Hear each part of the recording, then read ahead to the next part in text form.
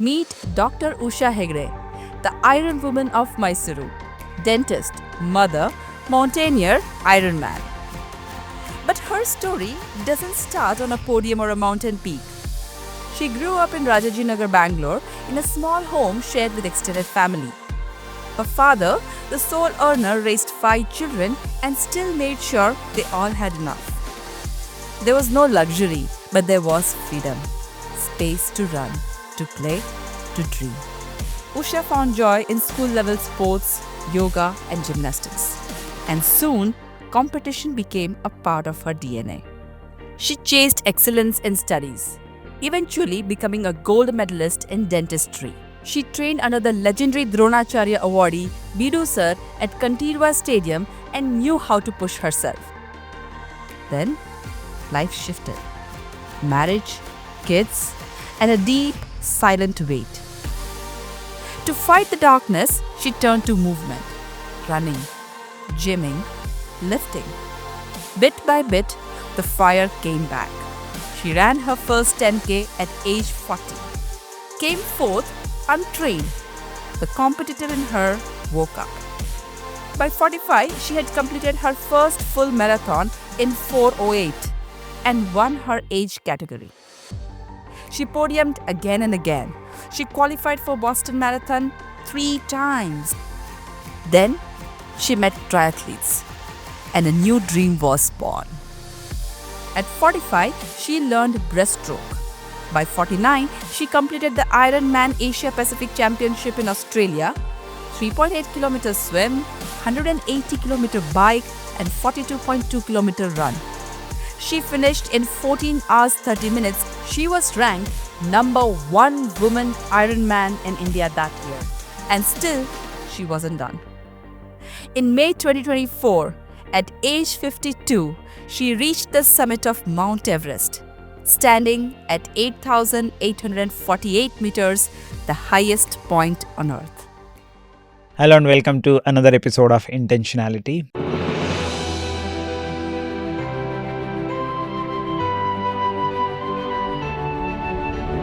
Where we talk about life with a purpose. Today we have a guest.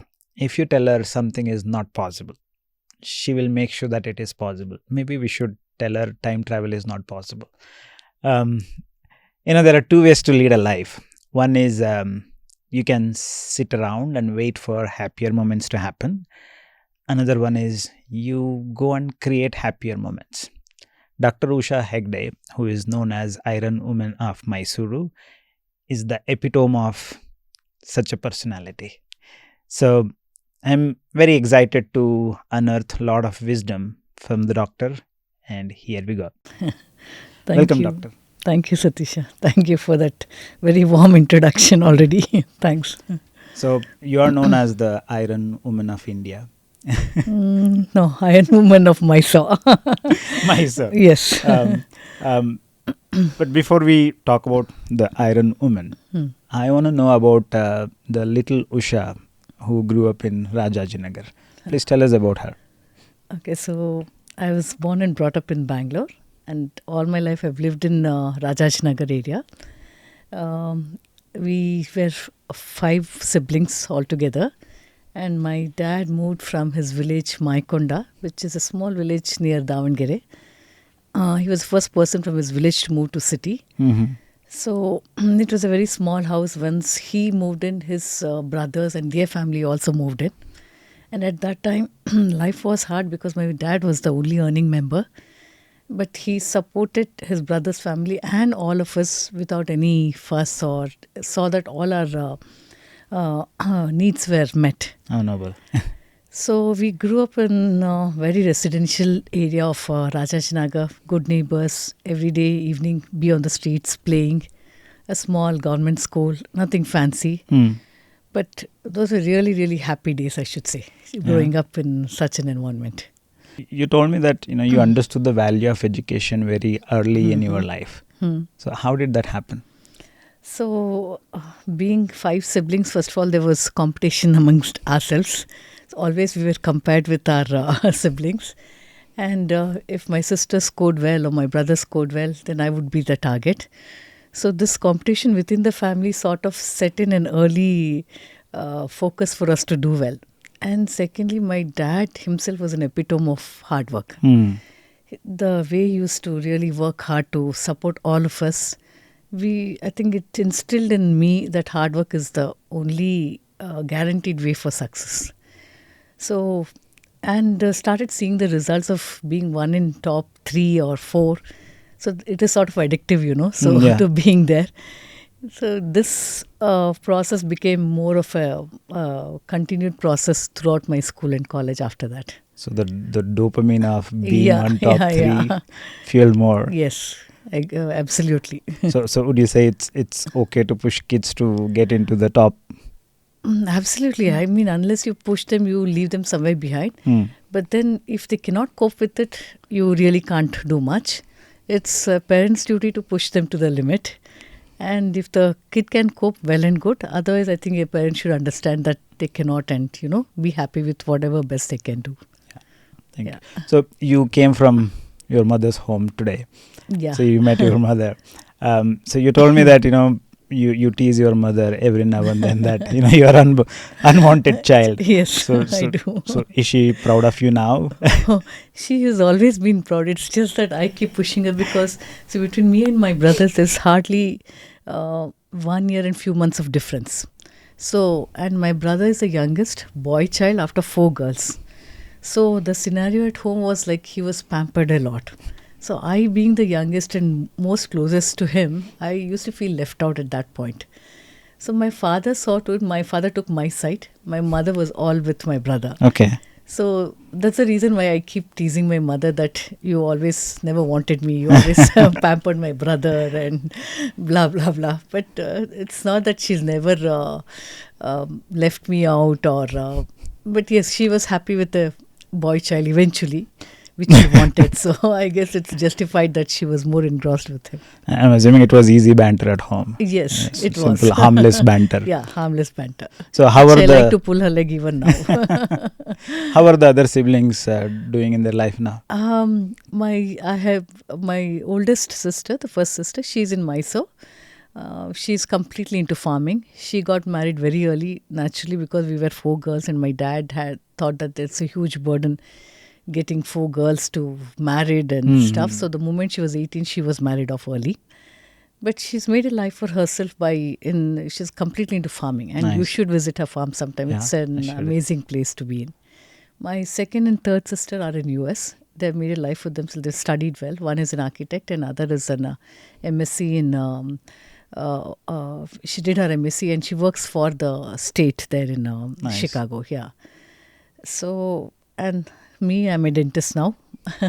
My brother again is in US. He's into computer science, and he's So, into so that yeah. competition within the family helps. Yes, that helped. That really helped. So earlier in your life, you got into sports. Yes. Very much like competitive sports. I wouldn't say competitive. Whatever sports I did was limited to college or Okay. school. So in the school that I studied, I had a very good yoga teacher Okay. and a gymnastics teacher. So we used to have a lot of this gymnastics and yoga training every day. And from there, running, whatever running I used to do, or high jump, anything, you name it, I would just participate in all the sports, which was limited to school level. Okay. Obviously, my parents could not take us out for special training, but one thing is they gave us the freedom to do Okay. what we wanted. They never fussed that you should not do this, you should not do that, restricted us from not going alone.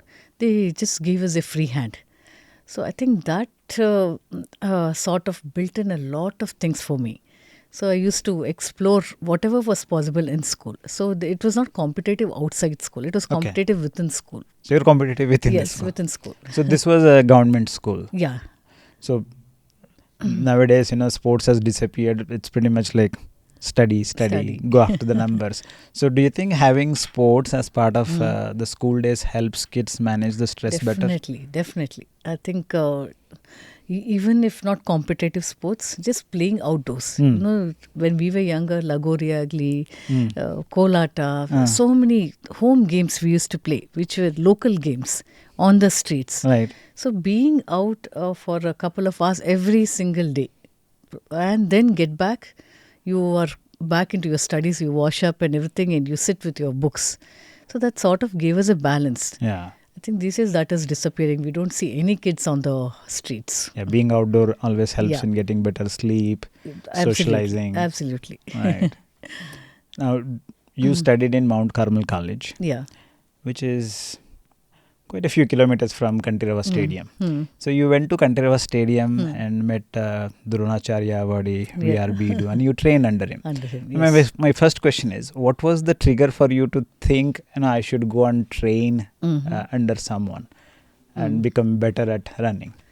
Okay, so my brother is also a long distance runner. He's so both of us used to run together near home. Okay. So he joined an athletic club called Sure Athletic Club, and he started training in Kantirva with this athletic club. Okay. So I should say he was instrumental in me going to Kantirva Stadium. But somehow I didn't get into Sure Athletic Club, and I saw Bidu sir there, and he readily accepted me. So I joined a Bidu sir, and this was very late, I should say, Satish. When I was in high school, from school I ran a 800-meter event. Okay. So qualified in the first round of district level sports. So sort of somewhere in my genes, I think this long distance running or middle distance running was there. Was your So dad when running by any chance? Sorry? Was your dad running by any No, chance? no, or no, no. Probably running only after the kids, not otherwise. So that was a small background that I had. And when I met Bidu sir, I was in my first year PUC. Okay. So it was just 1 year of training with Bidu sir. And he gave me some exercises and running testing to do. And he identified that I was potential for endurance running, not made up for sprints. So, and those days there was no fees, so that helped, And I was traveling from Rajajinagar. I had to take a bus, go to college, finish college, take another bus, go to Kantirva, train, and then come back home again. So it was quite an arduous journey. Right. So when he took me, and he was pretty strict when it came to training, and he was a Sai coach. He had a lot of real athletes running with him. So that sort of motivated me. And I think never questioned what he gave me. I had no knowledge about running. So whatever he said, it was followed to the T. Okay. So I think I would like to say I'm a coach's delight. When a coach says something, I do it and I just finish it. So, you like you said, you had to go from Rajajinagar to Mount Carmel to Kantirava. So it was quite some work. Yes. But you still, Yeah. you are in your teens. Yeah. Teens are rebels and they don't want to do everything. It's part of their life. But you still went back and then you put in the hard effort. And you said being with the group was motivation. So was that the camaraderie that was motivating you? Was it the dopamine release that was happening after the runs? I think first thing it's my obsession with anything that I want to do. I want to do it. Okay. Be it running, be it studies, even simple act of like currently if I have to finish a task of ironing so many clothes, I have to finish it. Okay. So that's in my nature. So that sort of pushed me to show up there every single day.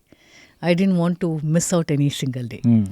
And second was, sir saw some potential in me. He used to encourage me. And third, yes, the group. Training with the group really helped. Okay. And there were big athletes, state level athletes already at that point of time.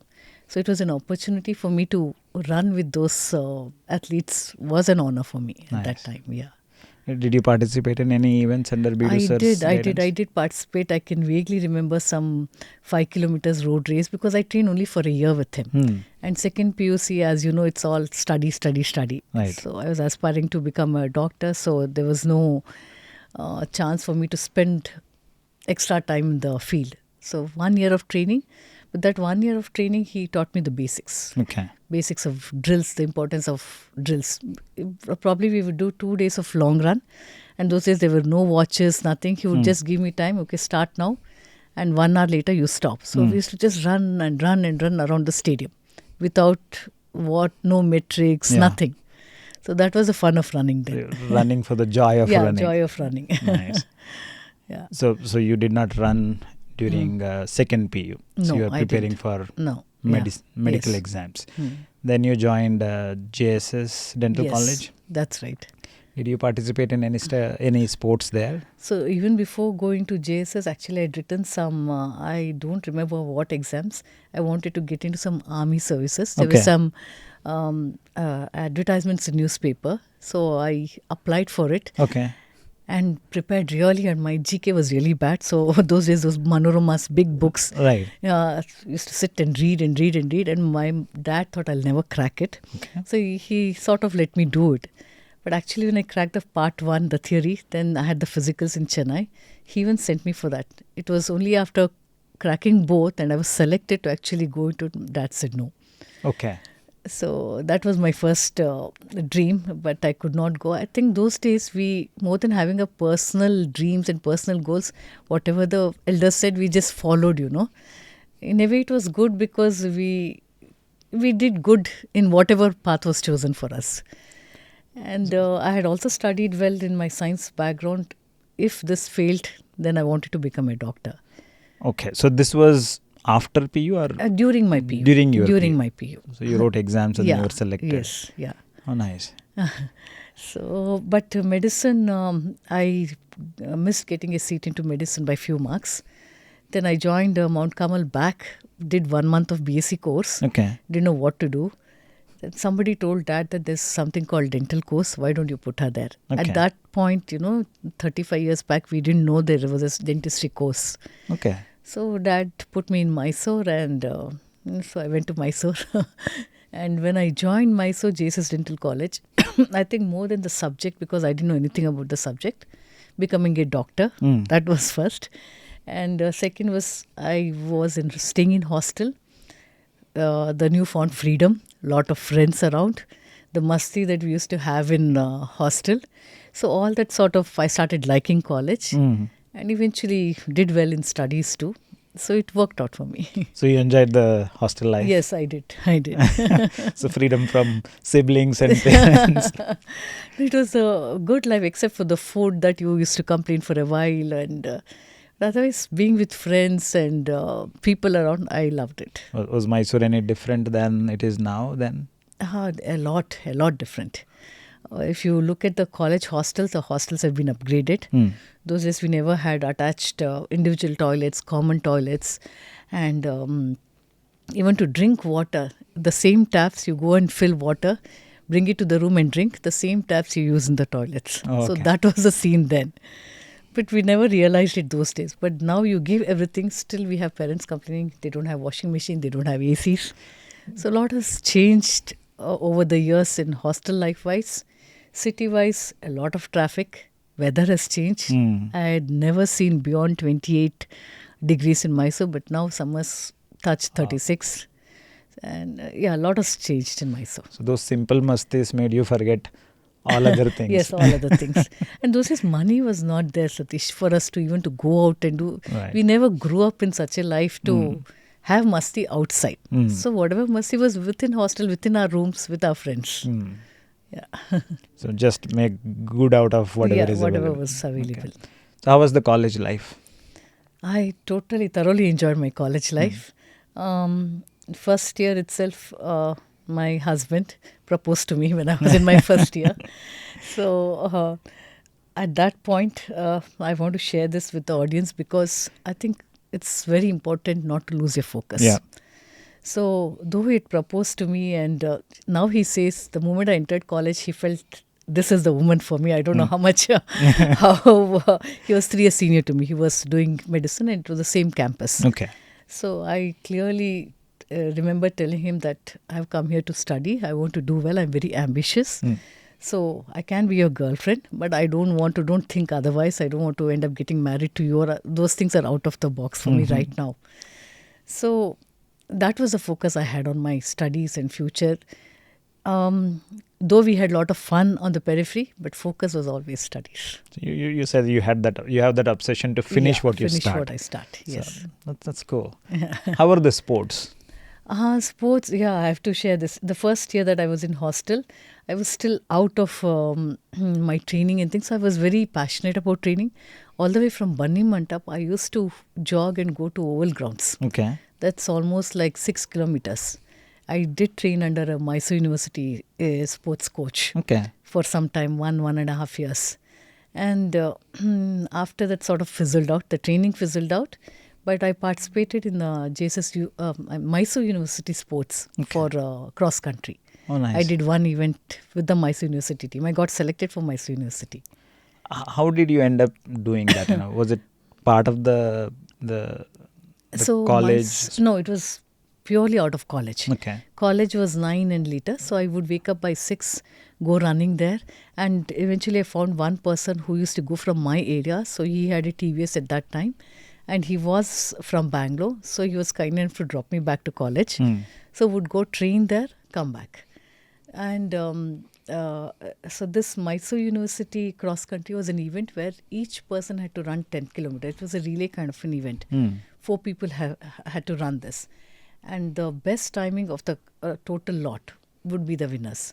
So I think we came second or third. I don't remember very well now. The fact that I got selected into Mysore University team was a celebration for me at that time. Nice. Yeah. Nowadays, I personally have not heard of the cross country teams Yeah. in our college. So how did you find out about this, and how did you become part of this? The coach, because I was training under a coach in Mysore University. Oval grounds is like Kantiwa Stadium in Mysore, Okay. where the university coaches are there. So he identified, and there was a selection process. I did the cutoff timings, and so I was put in the team. Okay. Were you running regularly during your JSS days? Yeah, first 2 years. After that, as I said, it fizzled out. It was 5 years. Yeah, it's a 5 years course. But the training happened seriously for 2 years.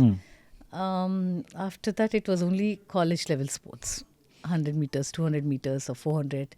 For annual sports day, I would participate. Okay. We had a sports complex, a very small complex, I should say, one table tennis, caroms. So every evening I would make sure I started learning table tennis there. Okay. So it's open to any sport, but I had to play something every day. Nice. Yeah. You're a gold medalist Yes. in your BDS. Yes. And you also got involved in sports. Yeah. Do you think, getting involved in sports while studying something hard as medicine would help in focus or managing stress? I think so. It does. Because if you're not studying, at least you're playing something, you're getting fresh. Physically, you're active. I would see my other friends who would while away their time. Just in those days, there were no mobile. So thanks to it, that actually it was good that we didn't have any social media. But people would just sit and chat and while away their time. So whether something is available or not, if you want to waste time. Yeah, you can. So sports was something which kept me grounded again, because in university I met lot of athletes who were not from a good educational background. Okay. So interacting with them keeps you really grounded. Even when I went as a team, the event was in in Hampi, somewhere close to Hampi. So when we traveled, most of my teammates, the boys or the girls, from a very, very mediocre background who could barely speak English. So, mixing, going with them, spending time with them, you learn a lot of things. So sports teaches you humility. Yes, it does. It does. So would you say that, when you play sports, of course there are ups and downs. Would that translate to life, receiving ups and downs equally? Yeah, it would. Because endurance sports is something that it's a high impact sport, running. Right. So I have had a lot of shin bone fractures even during my training in first PUC or later. So there used to be phases where I had to rest. I could not come back. So that was a learning curve for me that, you have to. There can be setbacks. There can never be a continuous growth.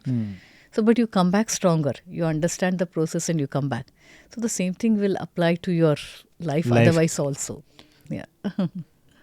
Then what happened after JSS, BDS? So my boyfriend then, he finished 3 years earlier. And he joined for his post-graduation. We were very clear that, had to study, do something in life. Right. So he did his, he joined for his post-graduation in Mysore itself. He did his orthopedics. He's an orthopedic surgeon. And I went back home. I came to Bangalore. By then, my parents were aware that I was dating somebody. Okay. And the next obvious thing was get married. Hmm. The pressure was on me to get married. So just to get away from that marriage scene, I had to get a seat and do my post-graduation. But because my father made it very clear that I will not give a donation seat and put you in a post-graduation. Okay. So I started working hard for my post-graduation. Did well, got 11th rank. But those days there were only 10 general merit seats for post-graduation. I got lucky. 2 people backed out for various reasons. So there was last seat, which I grabbed it irrespective of whatever subject. I grabbed that and I joined my post-graduation in Dharwad. Dharwad, right. So that way it was like I got away from home. The thing that dad and mom were persistent that I get married. So I got away from that. Dharwad was an excellent time. Dharwad institutions are really good with good visions and they encouraged sports a lot. Okay. They had a lawn tennis court. So I started learning lawn tennis there. Any sport. So sport was been an integral part of me, whether in a small way or a big way throughout my life.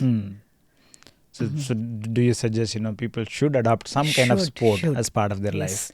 A sport or even a cultural activity that they like, an instrument or even a dance or singing, any habit, I think. But I think sport should be there. Yeah. There should be Some physical activity, yes. Why do you think so? It keeps you fit. It keeps you, you meet so many people, I think now I realize the importance of meeting people in sports. And you learn a lot. I've learned people who have encouraged me. I've learned people who have felt jealous of me. And initially, yes, I would get hurt. But I've overcome it now. It's, in fact, those are the people who push me to do better every time. So that way you meet really a whole lot of people.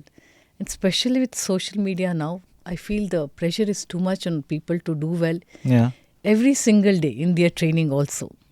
So it has made me realize that no, it is not the social media. I'm not on any social media. It's for your personal satisfaction. You do it and you get better every day, better than what you were the previous day. Right. So that way the interactions, I think it has made me more sensible. So though I'm in the rat race, I want to achieve, but it's my personal rat race. Right. It's not with anybody else. So you do get to meet a lot of people is what you're saying. That's the key. Yes. So if any salesperson is watching this, if you want to meet people, get into sports. No, but not for salesperson. I have companies who watch and various other companies asking me to sign up for them and post at least 3-4 posts a week. I'm off that. No, I'm sorry. No, I'm saying if you want to meet people, new people, interesting people. It will be a pleasure right, for me. Right? Yes. Yeah. So, any salesperson, if they get into sports, maybe they'll be able to meet people, like you said, interesting people, learn from them. Yes. Make connections through that. Yeah. Yeah. So, MDS happened in Dharwad. Yeah. Then you came back to Mysore again. Yeah. So I finished my MDS, then I went back home. So before I got a job, those days oral pathology, my master's that I did is oral pathology, was a prime subject. Yeah. Handful of people were there as oral pathologists. So Bangalore, all the private colleges did offer a job, but I was adamant that I want to go back to Mysore. Because somebody was waiting there. And my dad just gave in, so I got a job. It took like 6 months for the Mysore JSS people to give me a job. Okay. So I waited, went back to Mysore. So I lived in hostel again. I had the money now I was earning. So it was one of the best times of my life, I should say, Satish. Yeah. 1 year in hostel. After that, I got married and shifted in with my husband. Yeah. So how did the parent... the parents eventually met my to-be husband. They were happy. So they agreed quite readily. Nice. Yeah. So how were the JSS lecturer days? Lecturer days were... so I worked for almost 4 to 5 years initially. And those days was, what to say, it was very fresh and very naive we were. Mm.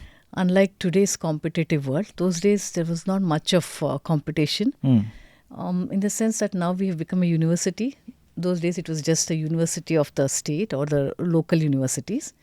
So there was no ranking pressure for the university. There was no targets given to us. Mm. It was pure pleasure working in an institution, Nice. teaching, interacting with students, participating. And I used to actively participate in sports. And being a staff, I would take interest in organizing sports. Okay. So it was a sheer pleasure those days. So what sports did you get involved in during?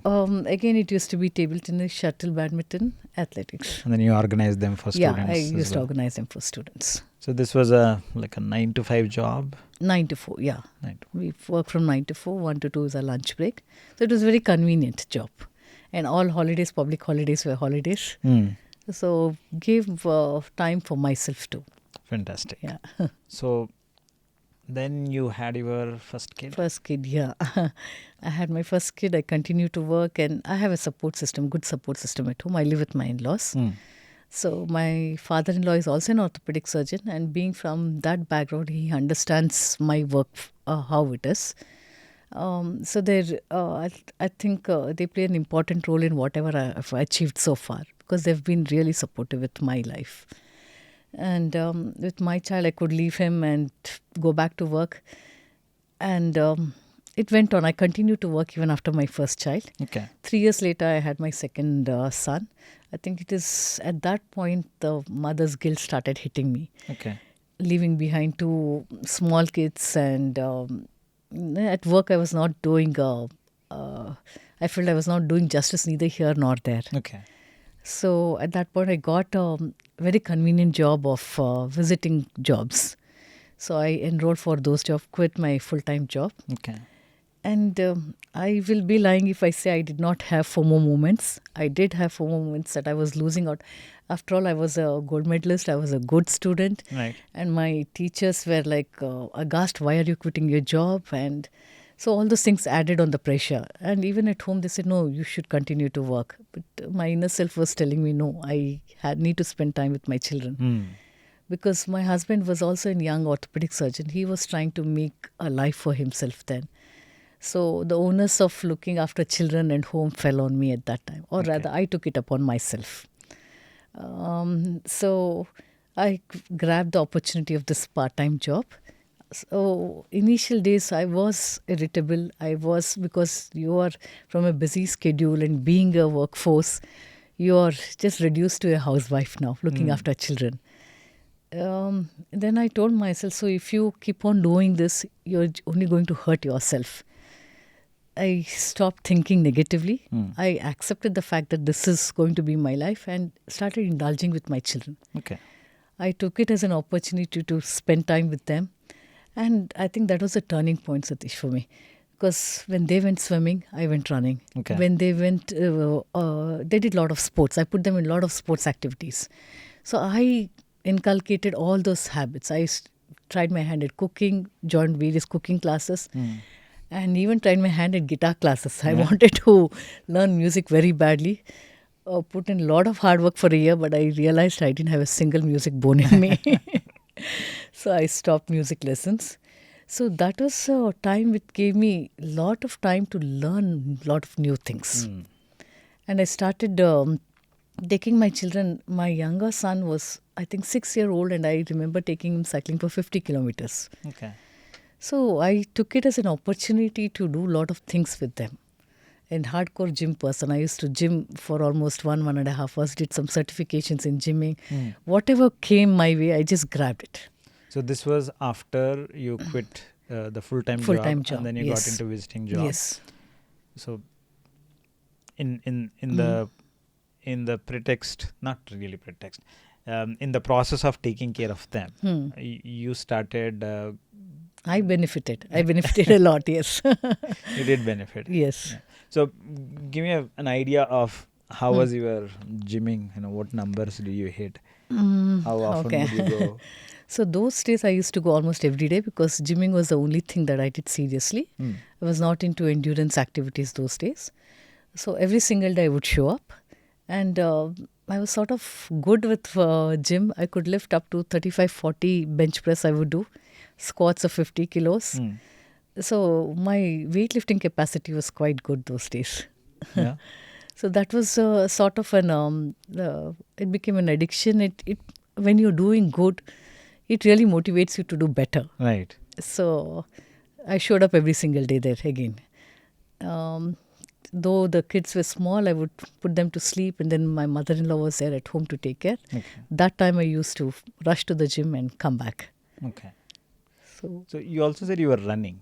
During those running, days? yes, running was very little, probably 1 kilometer, 2 kilometer, or 3 kilometer.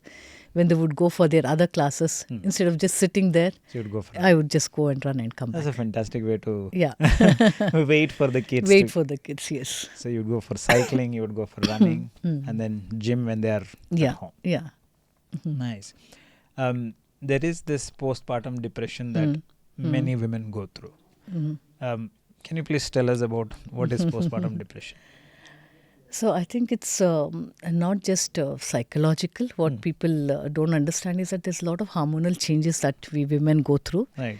So it is actually real. Yeah, people do go through a lot of this depression, and that is one thing. One is physiological. Second is, as I said, suddenly you're homebound. You are not socializing much. These days it has changed, but those days it was different. You're at home, and you have to take care of the child, which you're not used to. And becoming nuclear families these days, the onus again becomes on the lady or the woman of the family to do that. Right. So all this, you start feeling that you're useless, and it becomes a continuous process.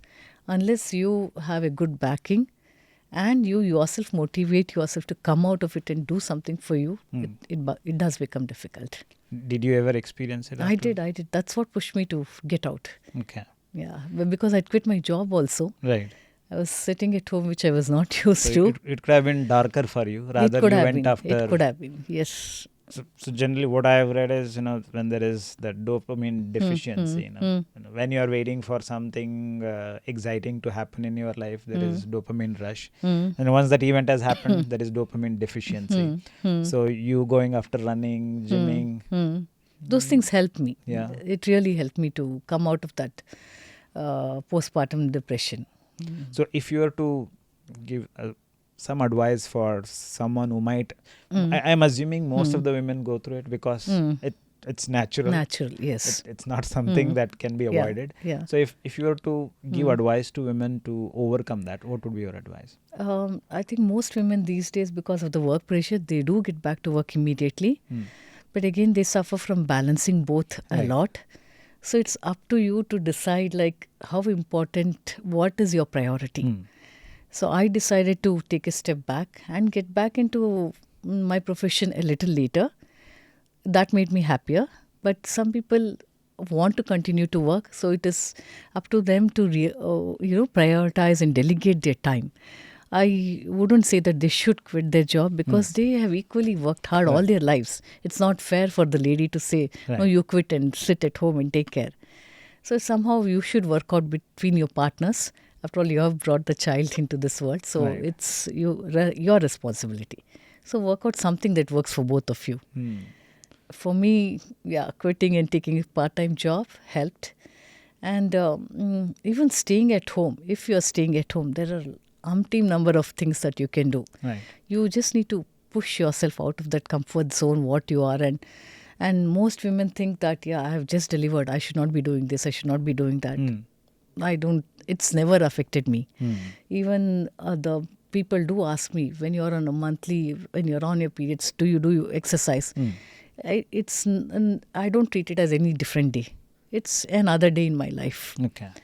So I think most women, we have to come out of our comfort zone and, accept that, yes, this is going to happen. First is acceptance. We need to accept that. We can't keep telling ourselves, no, indulge in self-pity and self-disdain. Come out of it. Seek help around you. There are people definitely around you who will help you. and make a life for yourself. Indulgent self-care. Yes, Otherwise. yes. Absolutely necessary for women. Right. Yeah. So sports is one of the, Sports is... can we call it as easier ways of self-care? Probably somebody who's never been into sports, for them it would not be the easy way out. If they have been into music, pursue that. Yeah. So something that can give you that dopamine rush. Yes. Yeah. Mhm. Yeah, I mean, earlier when I was talking about Mhm. Dr. Usha is one of the examples, or she is the epitome of creating happier moments. This is what I meant. You know, you can sit and wait for happier moments to happen, or you can just go ahead and create them. So thank you for being an example there. Thanks, Satish. I hope it does touch lives of few individuals. I'll be Yeah. happy. So when did you get into running seriously, recreational running? It was after 40. I turned 40. And by then, kids were settled down a bit. My husband was busy in his own practice. So I had a lot of time for myself then. And I rejoined my work, full-time job, when I turned 40. Okay. So between 9 to 4, it was work. And so started running. I could not spend so much time as much in gym. So I would start running from home and just started running for fitness. Not much, 3-4 kilometers or 5 kilometers. Life is Calling was an event which started in Mysore in, I think, 2012. Celebration, Mysore. Celebration run, yes. So that was the first event and the only event that happened in Mysore. This was which year? 2012. 2012. So I ran my first 10K event in this race. I had not trained to run a 10K run. It was more to have fun with my friends. We all signed up and we went and we ran, completed, came back home. 4 days later, the organizers came home with a goodie bag saying, "You have come fourth in this race," and they handed me. I think that was a turning point for me, Satish. So the competitor in you woke up. Yeah, it woke up. That recognition that they gave me without any training, if I could come fourth, I should do something. I should train. So I started training and no proper coaches. There was a running friend of mine, Bharat. He used to live in Mysore those days. Now he's in Bangalore. So he had already run a couple of marathons and he was into running and he is an voracious reader. When it comes to running, he knew the facts and he follows all his metrics and things like that. So he helped me get my first ever watch to monitor my runs. Okay. And he started training me, giving me workouts. And he was very mindful of my age and that since I was a beginner, he never pushed me to run big volumes or intensities. So it was a slow progression. Okay. And soon 10 kilometers became half marathon. And I started becoming a podium finisher in all these races that I would run. And then I expressed to him that I want to run one marathon. 42.2 was something like I could not imagine how people run that. Said, okay, we'll train you for that. You can run one marathon. And my aim was to run one and that's it. I don't want to run such big distances. So he put me on weekly average of 50 kilometers run. And the training included only 3 runs. 2 were easy aerobic kind of runs. And 1 was tempo run just to push my cardio levels. Right. So no intervals, no nothing. He wanted me to experience one full marathon, how my body reacts. No racing whatsoever. But one key thing he told me was to stick to the pace. Every kilometer, stick to this pace. Okay. So I think, as I told you, I was a coach's delight. I would not run 100 meters more or less. Whatever was given, I would follow and update. And many people have trained with him and they complain that he's a very strict coach. He complains for even little things going out of the way. But for me, it worked. I loved that kind of training. And somebody to monitor me, somebody to give me feedback, I just loved it. So the first marathon I ran in 2015, Bangalore marathon, I enrolled, completed the race. And just as he had told me, after 35th kilometer, it's a totally different ball game. You're never prepared enough. After that, it's mind over body. So I kept pushing, maintaining every kilometer the pace and completed the race in 4 hours, 8 minutes. And you finished on podium. yes, I finished first in my age category. Yeah. The first ever marathon. I went and checked the stats. Yeah. So you finished on the podium. How was the feeling?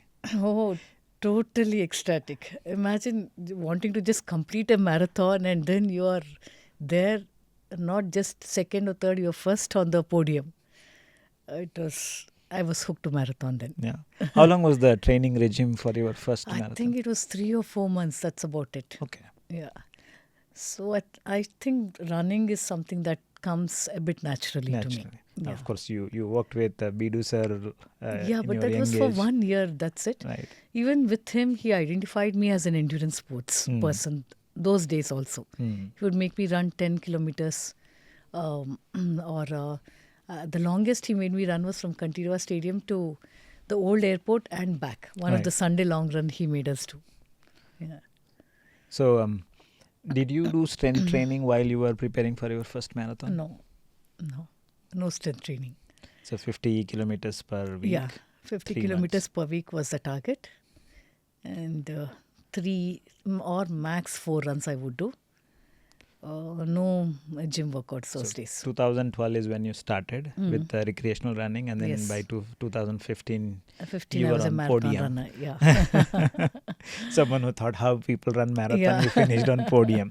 So I'm sure the running has consumed you by now. It has. So what happened after that? What other So in events the did you? meantime, I started cycling also. Hmm. Because I started cycling with my children. So I met, when you get into a sport, you meet people in that sport. Right. So I met people, serious cyclists. So cycling became more serious. Started doing 100 kilometers, 150 kilometers, participating in brevet events, 100 and 200 and 300 brevets I've done. So I think it was very foolish of me. Very early, I'd just done 100 kilometer cycling. The next week, my friends were doing a 200 kilometer brevet. I said, no, I'm going to join you more people, and joined them. After 100 kilometer mark, turned back, Suntikopa. I was very tired. I didn't accept it. I went off the road, fell from the bicycle and broke both my hands. Both my hands were very badly fractured. And I had an in-house orthopedic surgeon, so he Yeah. fixed me up. This was in 2013, Okay. So this was before the marathon. before the marathon. Yeah, I had started cycling by then. Okay. It was more for fun events, fun riding, and as I said, I had done only 100 kilometer cycling. And one message I want to tell people is that, prepare your body for the endurance before you Right. actually participate or think of doing something really big. I paid a huge price. I broke both my hands and it was very bad. Recovered within 6 months, and even now I have the fear of cycle, Yeah. going on the roads. Yeah. But you did Ironman. So you participated in brevet events, and then what was the maximum cycling that you had done before your marathon? 300 kilometers in a day, 16 hours, 30 minutes. Oh, nice. Yeah. That was a maximum distance. Otherwise, cycled from Mysore to Goa, Mysore to Ooty, Manali to Leh, high altitude cycling. So you enjoy pain. Yeah, I find some purpose and pleasure in pain. Nice. You qualified for Boston as well. Boston, yeah. So where did that happen? I qualified for Boston in Bangalore. My first marathon was a qualifying one. Oh, okay. Yeah.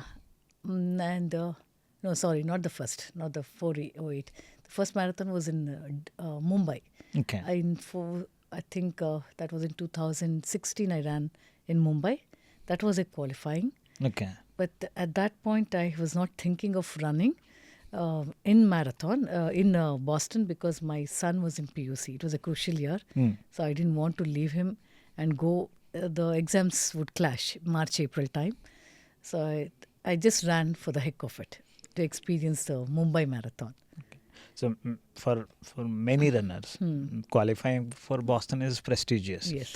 So what work went into qualifying for Boston? Again, it was 3 days of running. 3 For me, days it of is run less, run fast. Okay. That's the principle that I follow. But by then, it was more streamlined. I started running 1 day of interval training, 1 day of tempo, and 1 was long aerobic. These were the only 3, but I would cross train with run and swim. Okay. Yeah. And you're also doing cycling? or Yes, no? cycling and swim, I would cross train my runs. 3 days of running, but other 2 days or 3 days, I would either cycle or I would swim. Okay, so although you were running only for 3 days, you Yes, had other I cross training had which was other supporting you. activities. Yes. Right. Hmm. Okay. So so you got BQ. You did not run. Then once again you qualified for Boston. Yes. In When was that? 2018, 2018. Delhi. Oh, you ran Delhi as well. I ran Delhi, yeah. So what was your timing there? Delhi was 358, I think. 348. Okay. Yeah. So you became sub 4. Uh, Sub sub 4 was four- in sub Mumbai four, itself. It was in Mumbai. Only Yeah. my first marathon was above 4. After that, everything has been Sub sub 4. four. Yeah.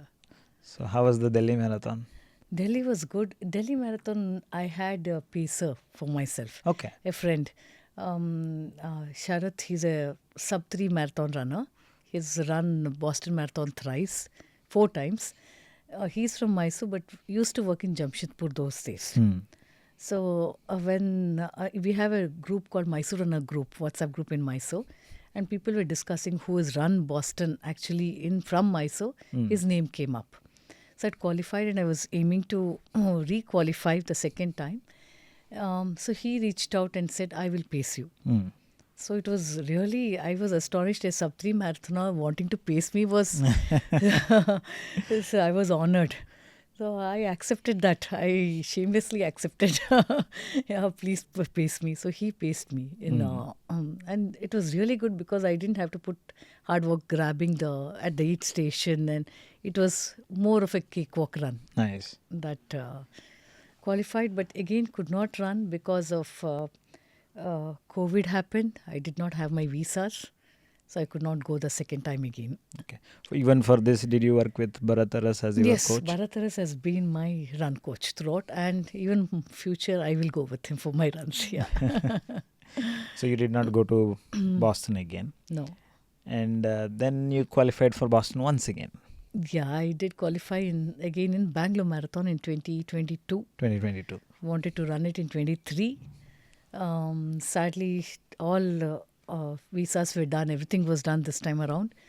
And Feb of 2023, I could not wake up one morning. I realized later that I had a huge disc bulge. And the Boston Marathon was in April.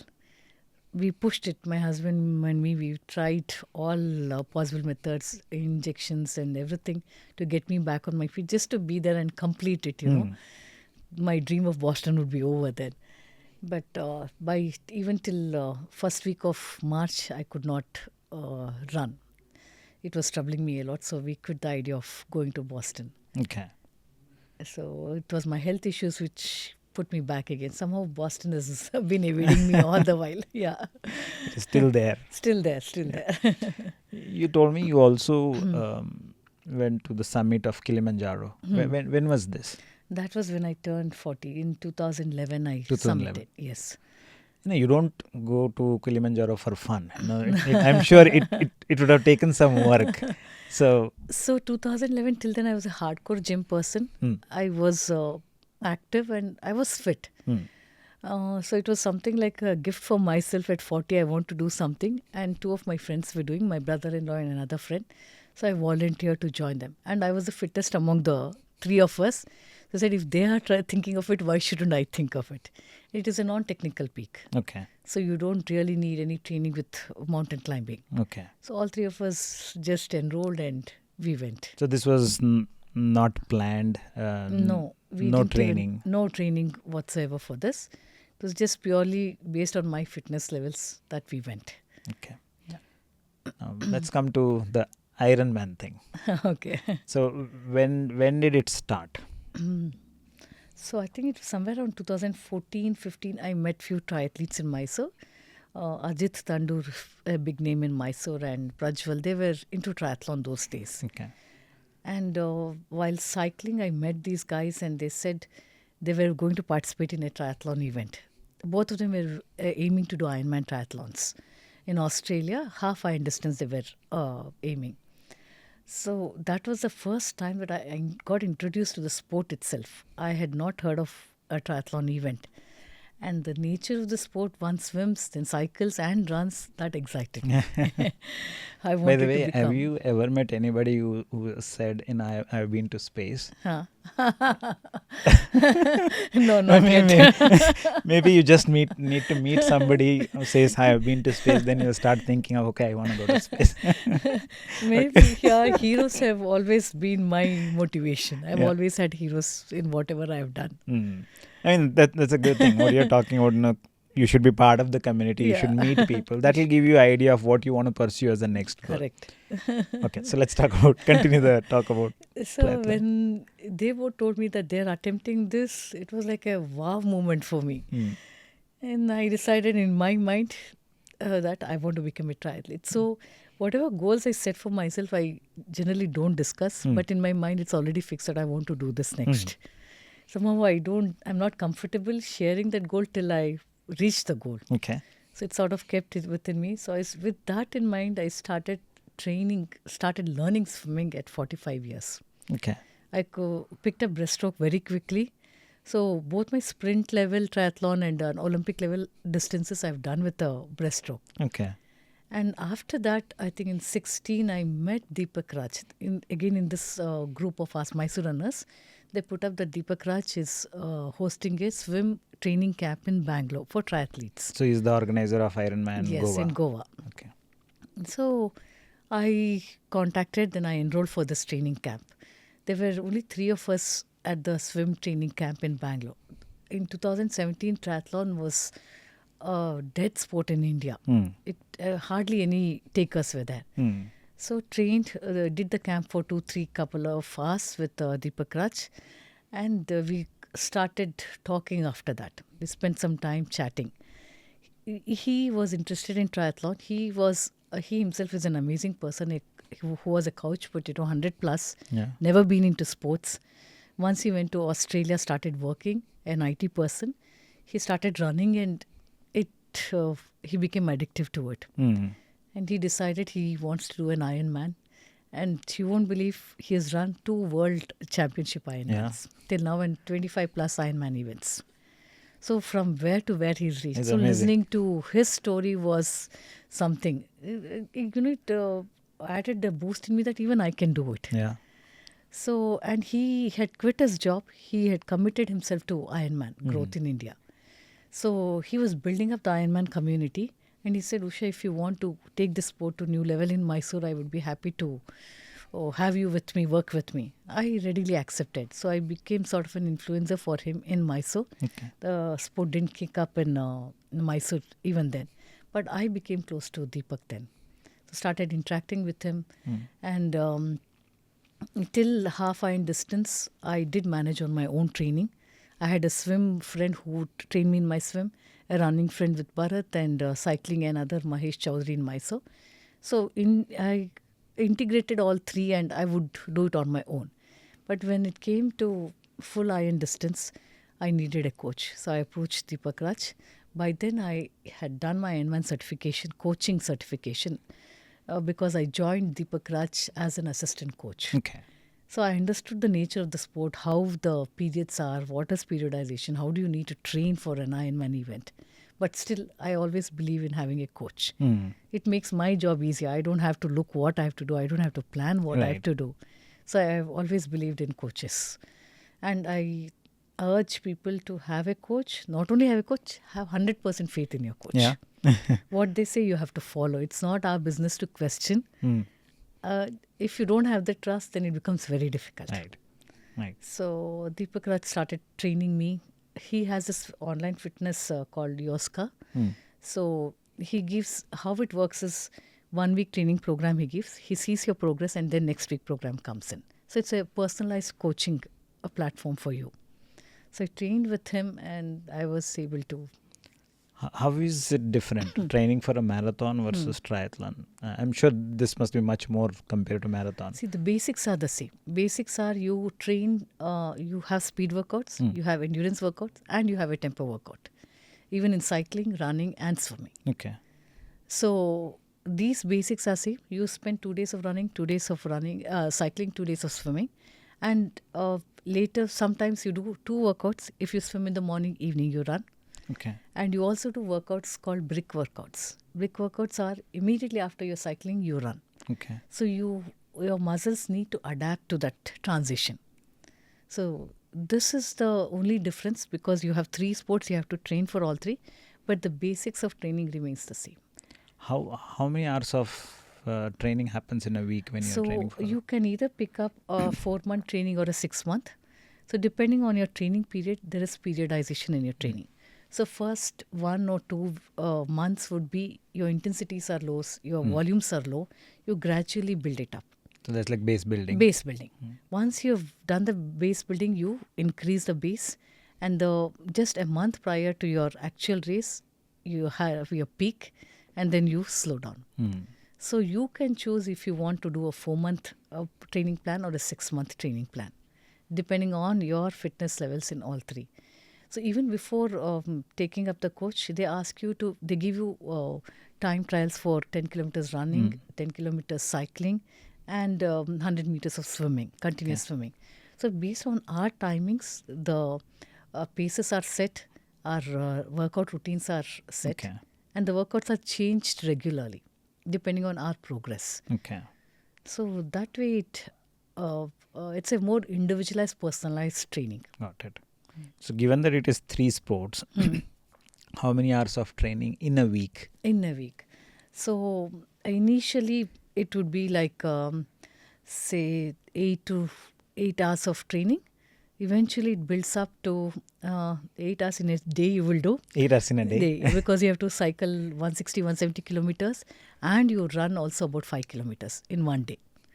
So it builds up to 25, 30 hours in a week. That's quite a lot of commitment. Quite a lot of. So you said 4 months minimum, and then it can go up to 25 hours in a week. Yes. So that's a lot of commitment. Lot of commitment. So how are you balancing your work and training?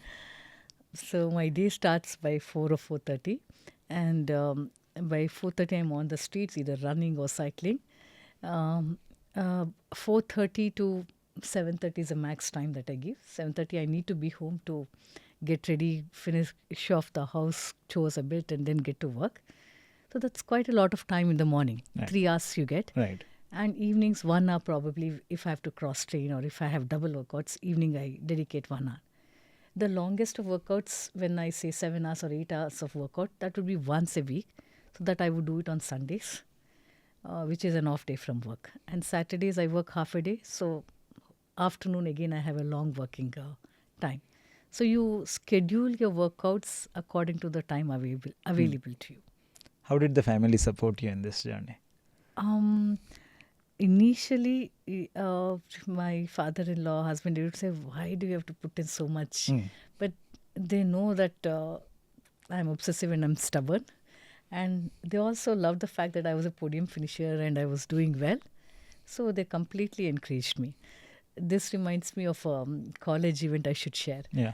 When I was doing my BDS, since our dental and medical campuses are the same, my father-in-law was the sports secretary or the sports in charge. He was an orthopedic surgeon working in JSS itself. And those days he did not know that I was dating his son. So there was an open event when I was in first year, 3-kilometer race. Open event with boys and girls and everything. So I ran that race and I came third after competing with the boys also. So father-in-law was so happy and he praised me in front of everyone. See, she works hard, not the race day. She trains every other day. So he put me on a pedestal those days. So when I was doing these things, he was really happy for me. Nice. There was that history. Yeah, that history was there. Yeah. Did you get any kind of support from your workplace? Or was it not needed? No, it was not needed. I wouldn't discuss my training with them, or 9 to 4 I had to be at work. So I would spend the time at work.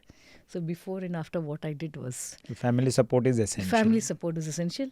Workplace, they supported me in the sense that my colleagues were very accommodative. Some days if I were very tired, they would take over my work. Okay. And I got permissions to participate in all the events that I wanted to go when I took leave. Even long leaves if I wanted. They never made a fuss about granting me leaves. Okay. So that way they were really supportive.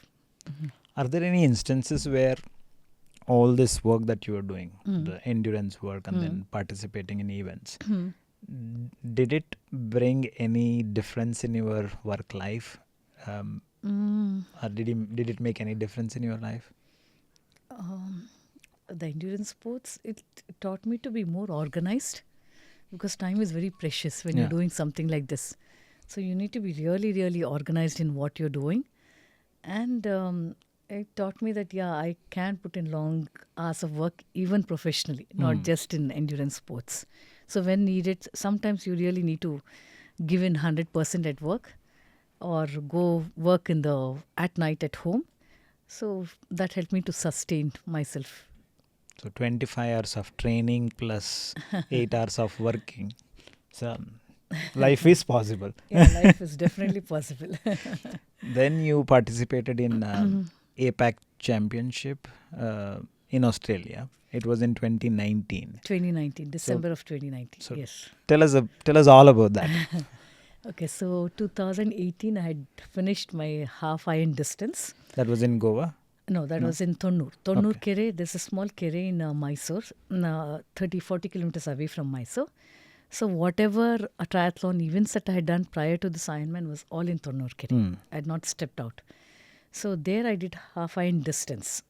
And that gave me the confidence that I can do a full Ironman. So I reached out to Deepak Raj, and he put me on a 6-month training plan. By then I had worked a lot on my swim too. So I could manage to swim. And to get the open water experience, I went to Chennai. There is a club there who train you for open water experience. It's very different swimming in a pool and in open water. Right. You can't see the bottom, and the waves push you away. So how to maneuver through those waves, and how not to be scared swimming in open water. So all that, it teaches you. So you really need to do that. So whatever was needed. Training in lakes does not prepare you for open water swimming. Lakes is also good enough. Okay. Because you are in the pitch dark environment. There are no waves to push you around. It's best if you can train in oceans. Okay. Got it. Ironman events can also happen in lakes. So you deciding on what is your course of swim, you have to train accordingly. Got it. It can be in lakes, it can be in seas, oceans, but not in a pool. Okay. Got it. When was the first duathlon event? So you did duathlon and then triathlons before coming into Ironman. Yes. So when was the first interest in triathlon before you picked up 2016, 17, 18, 19. These 4 years. 4 years. Yeah. I did a duathlon. 15 I did a duathlon. There was no swimming. I did no swimming at that point. Okay. 16 sprint event, 17 Olympic distance, 18 half iron distance, 19 was Ironman. That was championship actually. Yeah, now tell us about APAC Championship in Australia. So once this Ironman was over, I trained for my swim, and I started registered about 8 months prior. So that made me committed. Now that I have to do. Otherwise, your mind is always wavering. If you don't commit by paying up the fees and things like that, you always think maybe this race, maybe not next. So to register early, to go in the first year, the fees is lesser. Okay. So I committed myself by registering way early in March, I think, for the December race. And the best part was there were a group of trainees in Yoska who were doing this Busselton. So there was 2 people from Bangalore, 1 from Chennai. So all of us kept in touch, and it was good camaraderie and good positive pushing each other and training each other. Some days I would feel so totally gone that I would say, no, I can't do this. So they would support me. Got it. So we had a really good team who went out to Busselton. That's nice. So with the training then, and there was a girl from Chennai, Aarti, she took care of all the logistics. She's the kind of person who likes organizing things. Okay. So that took off half the burden from my mind. And my husband accompanied me. During the races, he took care of all we athletes. That's nice. Our food and everything, he was there to take care. So, it was, they say you need a village to support you when you're doing an Ironman event. It's not a single person's effort. Even to packing my cycle to take out the wheels and pack it in a proper way, my friends in Mysore helped me. Okay. And to learn to fix a puncture, yeah, this I have to share it with you. It was okay to learn swimming, running, cycling, and whatever was needed for the sport. But Ironman event is a self-supported event. If you have a puncture on the course, you have to fix it yourself. Okay. So we carry extra tubes, we carry extra those pumps or canisters to fill in the air. So many nights after all my training, I would start, take my cycle, put it upside down, take out the tube, put a new tube, try to fix the tube. From 45 minutes to half an hour to 10 minutes, finally to 8 minutes. Now, it was a Herculean task. It's like Trying to improving fix on a the puncture. pit stop. Yeah. That because you're constantly, if you have a puncture, you lose so much time. Right. You have to learn that skill. So there is no support from the There organizer. is a support vehicle which keeps going up and down. But if that support vehicle is not near you, you are Yeah. waiting for the vehicle. Absolutely. So you cannot take any chances. You have to be ready. And if they don't have your size of tube, you have to carry it yourself. Right. So for more than the training, fixing a puncture, learning that was the toughest for me. That's one of the things that one should Yeah. learn. Okay. Then during training, again, we don't consume any hard food. So it's all with the gels we train. So even during my training, I had to try out different kinds of gels, what suits my stomach. See, there's nothing new you try on the race day. Right. Be it running, cycling, whatever it is. Even the clothes that you wear has to be tried before. So the same principles apply. Apply for any sport. So I had to train with gels. Gels you would be put on the cycle bar. The way you pull it out, the way you peel it, you consume the gel on the go. Okay. So all that needs to be worked out in your training. Right. Your hydration and your nutrition apart from the training. So training is one part. Your support system is another thing. Third is your hydration and nutrition you need to work out. You need to work out on your gears. So what do you wear? Till half iron distance, I didn't know what a triathlon suit was. Okay. So I had to, in India at that point, you would not get proper triathlon suits. So to order for one, try it, to get used to a triathlon suit was another thing. And the swim part of it was less than 18 degrees, the temperature. So there, compulsory, you have to wear a wetsuit. So wetsuits were not available in India. I had to get it from US. My sister came once. It did not fit me properly. I sent it back, got another one. And wetsuits, you have the restriction in mobility in your arms. So I used to wear the wetsuit and train even in the pool. Got it. So Ironman is really something you have to prepare a lot apart from your training. What is the maximum distance that you covered Swam? during the training? During the training swimming, I've covered 4 kilometers. So 4 kilometers, 25-meter pool, imagine. Yeah, The right. number of laps I would just go on and on and on. Up to 2 hours I would swim continuously. Cycling, you do a maximum of 160 kilometers. Running, when it's only exclusive running, you take it up to 30 kilometers, like marathon training. Right. But when you have brick workouts, you do long cycling and a very short run. Okay. Up to 6 or 7 kilometers you run. You don't exert yourself by doing a long run. Would you do all three during the training anytime? Yes, we do. We do almost 3/4 the distance of the Ironman once during our training. Okay. All three, back to back. And we need to also train to transition from one to other. So you keep your transition bags ready. Because how quickly you transition, you can't waste. Your time is ticking even at the Right. transition. So you're preparing for that Yes, as well. you're preparing for the next. How long are the transitions? It's up to you. You have to. So you have once the swim is 3.8 kilometers, 2 hours 10 minutes is a cutoff. So if you do not finish in 2 hours 10 minutes, you cannot enter the next one. Okay. But ideally, there they'll leave you in waves. They can't monitor you. They allow you to go into the next. But when you finish, it will come as DNF. Did not Okay. finish. Okay. So it shows that you are not an Ironman finisher. Got it. So 2 hours 10 minutes is your swim. Swim plus cycling, you have to finish in 10 hours 30 minutes. So you have got 6.5 hours for your run. Okay. So every section you have time, restricted time. And this transition time does not count? Does not count. So you Okay. swim early. Supposing you swim in 1 hour 30 minutes, you use 10 minutes, that adds up to your swim. The moment you start your cycling, that's when your cycling time starts. Okay. Oh, that transition time adds up to your previous event. one, because you cross with your cycle that start line, then you're cycling. Got it. Yeah. Okay. So then you need to learn how to quickly Yes, transition yes, as well. transition also you need to learn. Got it. So did you have any support during the transition? Transition, the organizers. So previous day we go and rack our cycles. We have our bib numbers, the same numbers. They allocate our places for cycle. So we go and hang our cycles there. And the next day morning we go and attach all the gels, because we put it in the sunlight. Right. It can melt and things, so we don't put it. In the morning when we go, and previously we give our transition bags. So we have a transition bag, which is the transition area for is the same.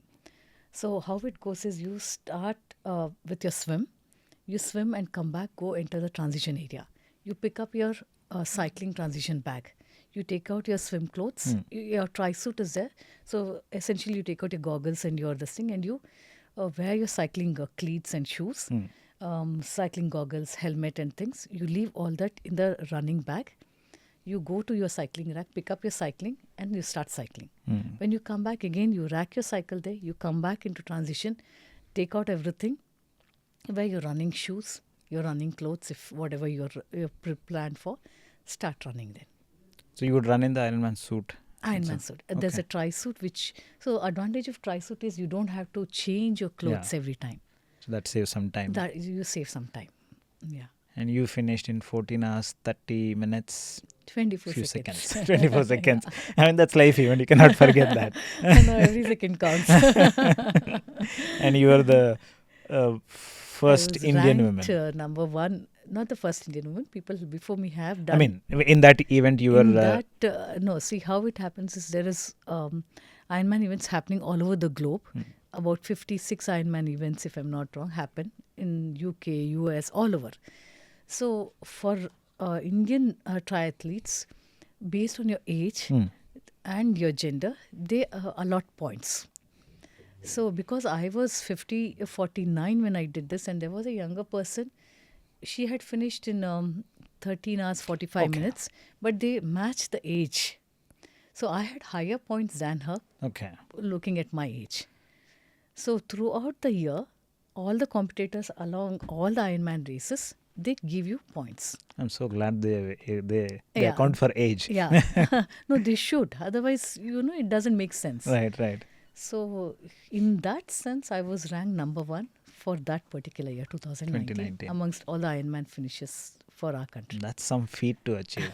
So you got into some kind of endurance in age of 40, and by 49 years, and also you were thinking how people will run marathons, and you ended up running in 2015. You thought, how do people run marathons? And then in 2019, you participated in APAC Championship of Ironman, and then people started calling you IronWoman of Mysore. Mysore. And then you were also ranked number one. Yeah. So that's quite some transition. Of course, it's all years of hard work that you had put in. You were cycling, you were swimming, you were running. So you kept up with all of those. So that certainly helped. So if somebody has to transition from, let's say, running to triathlon, what is your advice for them? So if you're a runner, if you do not know cycling or swimming, start from the scratch. You have to learn. Don't think of competition in your mind. First learn the sport. Because unlike running, cycling and swimming need some technical help. If you have cycled, if you know how to cycle, well and good. Others, you have to start learning to cycle, right? Yeah. And swim is definitely a very, very technical sport. And if you can have access to a triathlon swim coach, it's the best. Because a triathlete uses more of his upper body for swim and less of his legs. Save your leg for the next run and cycle. So the general coaches in the pools, they do not know how to do this. They train you like any other swimmer. So there's a lot of difference in the way you swim, upper body driven swim or a lower body driven swim. That's a key point. Yeah, so you have to keep that in mind. So do your homework right, get the right people to train you. If it is cycling again, the choice of cycle, there's innumerable things, the gears that you choose. but don't go for something really hi-fi in the beginning itself, because you do not know, you may not like cycling. So invest very small. Only if you think you're going to do it, later go for a mediocre. I always tell my friends also who buy really fancy stuff, yes, if you can afford, you have the extra money, you're indulging yourself in the sport, good. Otherwise, we are not professionals. Yes, we are amateurs. So let's start in a mediocre way and take it higher and higher. So cycling again, and the science of cycling requires lot of inputs, technical inputs. The way you sit, the saddle that you choose, the bike fits that you have to go to, the distance between the handle and your saddle. So you need to take help from people for both swim and cycle. So they're more technical than running. So Yes. it's better to Yes. have coaches. Coaches, right. Makes sense. Now, in 2022, after you qualified for Boston, you couldn't go because of an injury. Yeah. So that gave you an opportunity to look at something else. Yes. So what was that? So I've always taken the injuries as an opportunity for something better Right. or something else different. So when March, I could not go for my Boston 2023. 2-3 months of rehab work happened on my back, and I started walking again. So I had to start from the scratch. Whatever fitness I'd built in was gone. Heart was strong, mind was strong, but body was not coping with it. And I started walking as a thing of rehab. And by then, I'd already 2 years prior, I'd gone for a trek with a friend, with the team of Tata Steel Adventure Foundation team. Again, this was introduced to me by Sharath, because Sharath is a runner who I told you, who was working in Tata Steel. So in conversation, he mentioned that every year people summit Mount Everest from his Adventure Foundation. It was like, again, a wow moment for me. Imagine summiting Mount Everest. And I thought it's for serious mountaineers. So he introduced me. I went for treks with that team. And when I went on treks with them, I was very fit. They were surprised at my fitness levels. I could climb easily. And so there was one Mount Everest summiter in the team. So he said, you should. He put that seed in me that you should attempt Mount Everest. So the seed to my next goal was already put, which was within me, and I wanted to do it after my Boston Marathon. But since Boston didn't happen, I thought, why not start concentrating on my dream of Everest expedition. So this was in 2023, but by 2021, 2022, I had started trekking with the team. Okay. I started working, I started collecting information, what was needed for Everest expedition, how to train for it. And aligning towards mountain climbing. Fitness was one thing, but I had needed to become mountain fit. So for that, I need to train for mountain climbing, the equipments that I used. I had to get familiar with everything was new to me. And in India, there are mountaineering schools which train you for basic courses and advanced mountaineering for 1 month each. And anybody attempting something like Mount Everest go through this. Okay. But sad part is these mountaineering schools do not take people who are above 45 years in their school for training. And I was already 50 when I thought of doing this. So it was again the TSAF team. They helped me. They have a small setup. And in their setup, they gave me all the technical training that I needed. So with that, and then they took me even to Uttarkashi to execute this training there. Okay.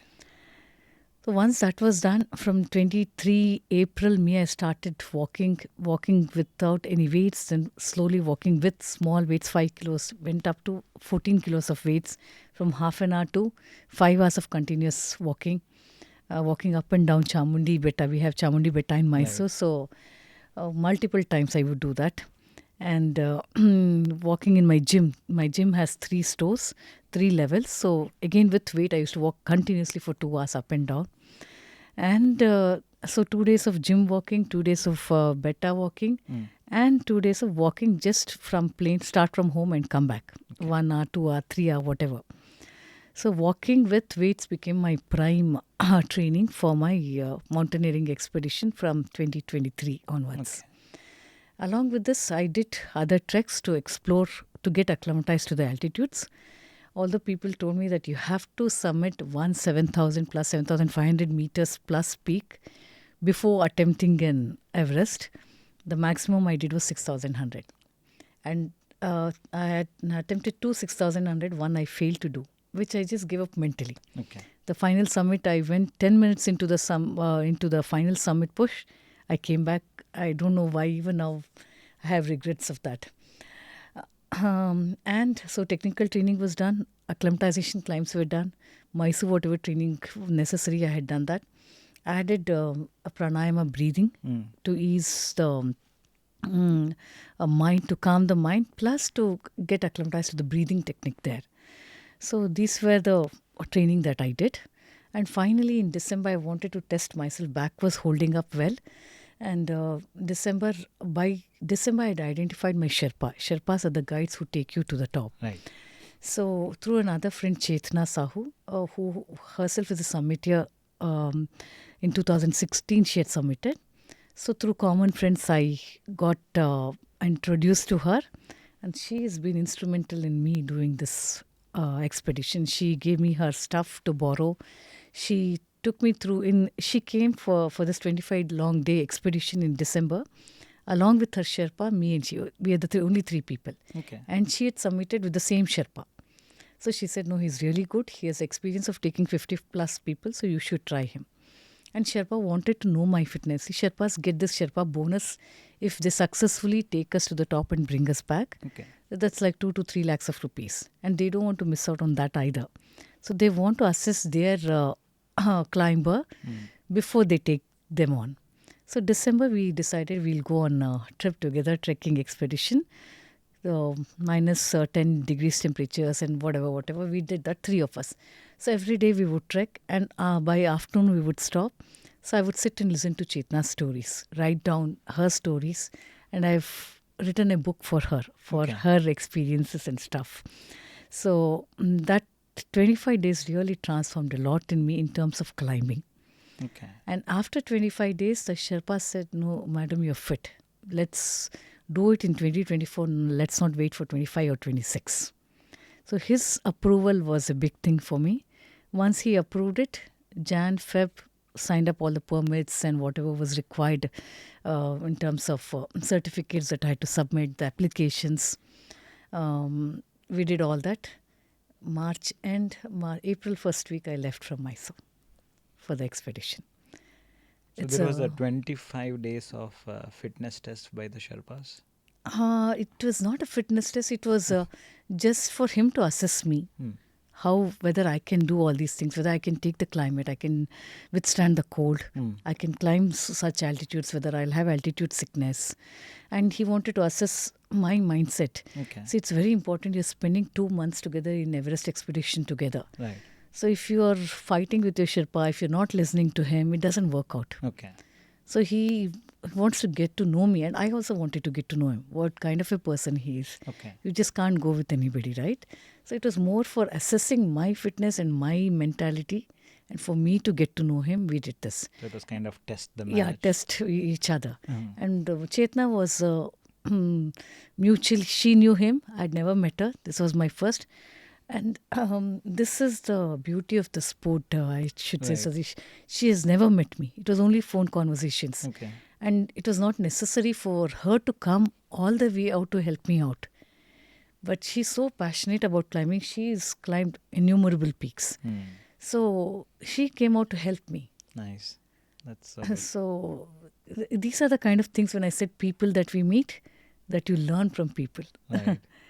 And not only this, so finally we decided everything, packed everything, and till then my family was hoping that I was only fooling around. They were hoping that I would say no, because they were really scared for me. They were very scared for such an expedition. There are dark stories. Yeah, a lot of dark stories. Every year you hear deaths and people don't come back. Right. And age was not on my side. My back injury was there. I'm not a mountaineer. So many things went against me. But still I was stubborn in pursuing it. Because you had already collected information since 2021. Yes. And my Sherpa gave me the approval. So that was like a final stamp for me that I can do it. So convinced them, my children, everybody. But once they knew that I was serious, I'd paid the money. Like, mommy, go for it. If not, you, nobody can do it. Right. So they were all supportive. They never, pulled me down. Cool. So family support was absolutely necessary. And I never shared it with many of very close knit of friends. Nobody knew much about this expedition. So left on April 3rd, I left Mysore, traveled to Kathmandu. At Kathmandu, my Sherpa was there, and there was a surprise. Chetna turned up with 8 other people at Okay. Kathmandu, and they all accompanied me till base camp. Oh, nice. So that was something out of the world that she did for me, So that 8 days of trekking that we did from Lukla to base camp was like a picnic for us. Oh, nice. I had people around me. And so I'm forever indebted to her. And you're absolutely right. Yeah. Sports introduces you to wonderful people. Wonderful Right. people. Right. So after all the packing and stuff, and then we reached Lukla. From Kathmandu, we reached Lukla by road. And from Lukla, we start hiking. Okay. So it takes about 8 days to reach the base camp. So here in Nepal, this is the Nepal route we take. Right. The other route is the China route, where we don't get permissions. Indians don't get the permission. So in Nepal, there are tea houses, so we don't have to pitch tents. That's a comfort thing that we get. So it took us 8 days to reach the base camp. And suddenly, when we reached the base camp, everybody bid goodbye to me and they just left, It was like that dormitory feeling in hostel the first day when my parents, everybody left me and went back. Right. That was quite a moment, actually. And in base camp, after that, we spent 1 month. And base camp, I met new people. Everybody was new except my Sherpa. You spent 1 month at the base 1 camp. month at the base camp. Okay. So that's because mainly they give you individual tents that becomes your home. There is a dining tent, there is kitchen tent, and till base camp there are yaks coming, the helicopters flying. So all the groceries and all necessities are taken care of. So you stay there and you start training, staying there. We train for almost 20 days. Okay. All our technical climbs we do. We climb different peaks. We go even halfway to camp 3 on the Everest route and we come back. Rotations we do. Okay. So it's at 5,364 meters altitude. You need to acclimatize your body. Right. So that's why we do all this training there, staying there. And if you do not acclimatize well, you really have a tough time. You can't just land up there and then you come back. So many Europeans, they acclimatize by climbing their own peaks in their countries and they come here, do the final summit and they go back. That works for them. Right. The acclimatization stays for 20 days to a month.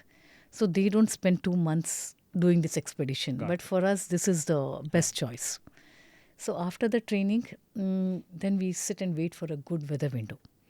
So weather window, from base camp, you cross the most treacherous Kumbh region. And then you have 4 higher camps, camp 1, 2, 3, 4, before you go to the summit. So in all these camps, the weather should be good. There should not be good, very little snow, and the wind speeds should be less. Okay. Otherwise, the visibility becomes very tough. So waiting for that good weather, it took us 13 days. That Okay. waiting period was the hardest. I had 2 teammates with me, Javier and Babar, one from South America and other from Bangladesh. They were excellent teammates, I should say, because they were accomplished climbers. They had done many other climbs. From 20 plus years, they've been climbing. For me, this was something new. I was the weakling there. But they kept pushing me, kept telling me, no, you can do it, keep going. So I was lucky there again. And finally, when we started the final push, on 13th of May, we started the final push in the night. We crossed the Kumbh region in the night because there are big icicles which can melt and fall on you while you're crossing. Okay. It's a very dangerous region. Stay 1 night in Camp 1, the next night in 2, 3 and 4. When you reach Camp 4, it's a death zone. You're already started using your oxygen. You carry it and you use it. You're almost carrying 15 kilos of weight on you Okay. when you're reaching the final summit push. So it took me 12 hours. Evening 6:10 we started. After trekking for almost 9 tough hours. From Camp 3 to Camp 4, we took 9 hours. Rested for about 3 hours because at the dead zone, you really can't spend much time. Headed off again for the final summit push. Took me 12 hours throughout the night. We kept walking and walking and walking.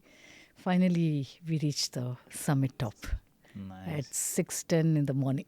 This was on May 19, 2024. Yeah. so 13th. You started the trek from base camp. 13th night, midnight. So we could say almost 14th of May. Yeah. 19th, you were on the summit. Yes, 19 hours on the summit.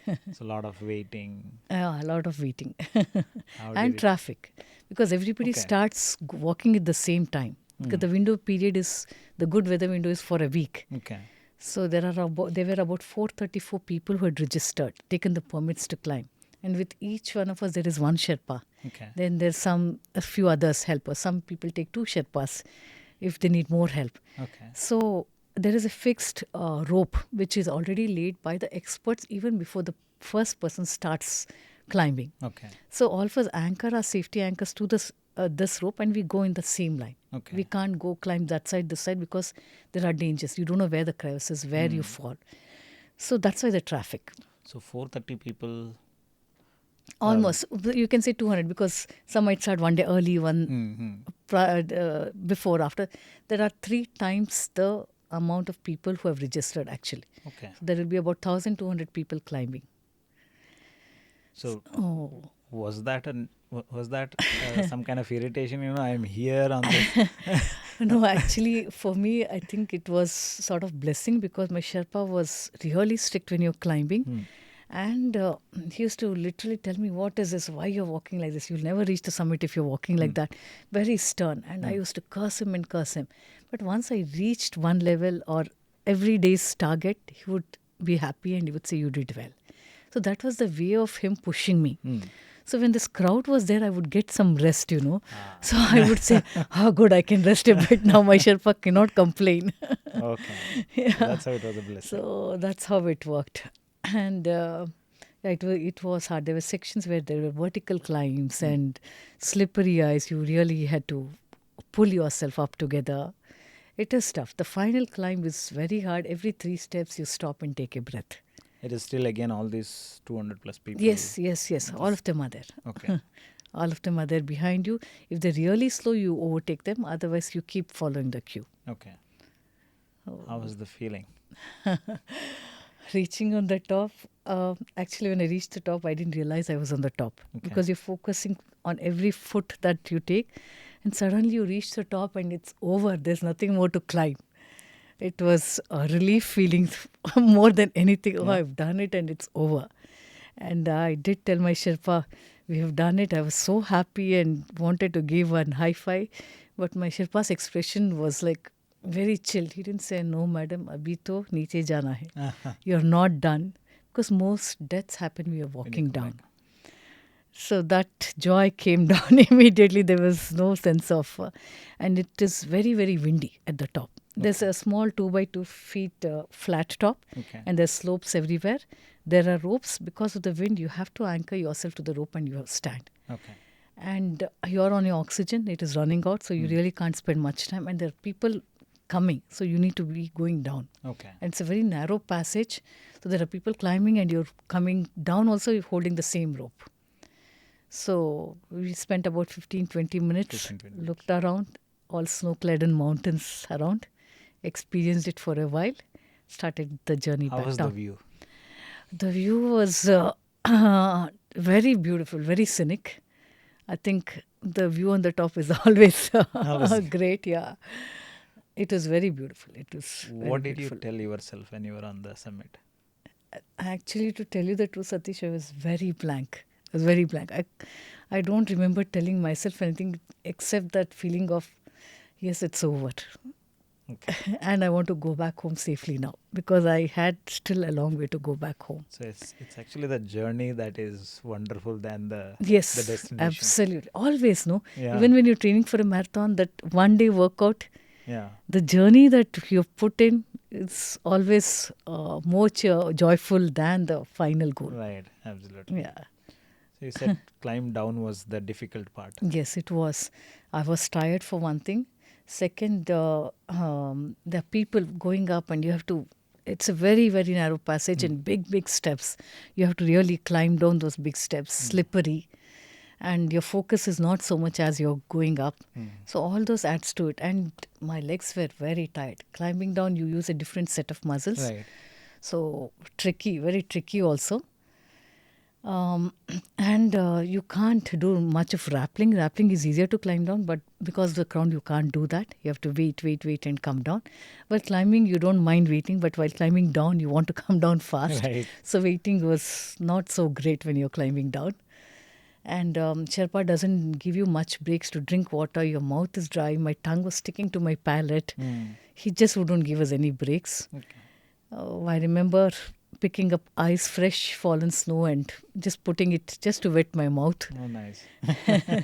And at one point from Camp 3 to Camp 2, when we were climbing down, there was a huge rush coming up. So we need to give way to the people who are coming up. And it was a vertical wall. So we waited for almost 1 hour there. Oh, okay. And after that, when we started climbing down, I was finding it very difficult to breathe. So I told my Sherpa, something is wrong, I can't breathe properly. He put me against the morning, he checked my oxygen tank was empty. So immediately he changed, he took out his cylinder, he fixed it to mine. They can manage from that level without oxygen. They're acclimatized. Yeah, they are acclimatized. So that was one incident that was really quick. He handled it and then we reached down. We took 2 days to come back to base camp. Okay. Yeah. What about the food while you are Okay, there? so in base camp, we get real good food. They cook for us all 3 meals. But again, you cannot really eat. One is, at that altitude, your stomach is very queasy. You can't eat good food. For me, it was like that. The other two really ate well. And the kind of food, it's not anna sambar or, whatever they give you. They try their best to match your palate, but it's not the same. So that becomes really tough. In base camp, you get fresh food, but as you go to the next level, camp 1, 2, or when you're training up and the upper camps, it's all the ready to eat foods. Okay. 2 minutes you just heat. You have this small butane gas stoves, and it takes forever to melt snow and convert it into water there. So we collect snow, we melt that snow, we boil that snow, and we drink that water. Okay. So there's no water carrying, there's no food. So we even break the ready-to-eat food into that water. 2 to 5 minutes of heating, we consume that. Okay. Then I had some energy bars with me. So dates. So anything which is easy to eat. Okay. Because swallowing also becomes very tough. You really can't chew and swallow it. Right. So easy to carry, easy to eat. Easy to cook. Easy to cook. Yeah. That's a kind of food we consume. Nice.